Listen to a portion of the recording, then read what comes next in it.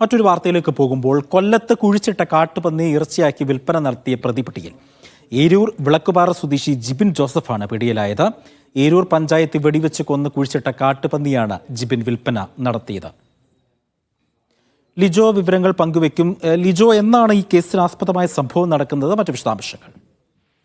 കഴിഞ്ഞ ദിവസമാണ് ഈ മനുഷ്യജീവന് ഭീഷണിയാകുന്ന കാട്ടുപന്നികളെ വെടിവെച്ച് കൊല്ലാനുള്ള ഉത്തരവിന്റെ അടിസ്ഥാനത്തിൽ ഏരൂർ ഗ്രാമപഞ്ചായത്ത് നൽകിയ നിർദ്ദേശത്തെ തുടർന്ന് വിളക്കുപാറയിൽ ഈ കമ്പക തടത്തിൽ ഒരു പള്ളിക്ക് സമീപത്ത് വെച്ച് കാട്ടുപന്നിയെ വെടിവെച്ച് കൊന്നിരുന്നു. അതിനുശേഷം അതിനെ കുഴിച്ചിടുകയും ചെയ്തിരുന്നു.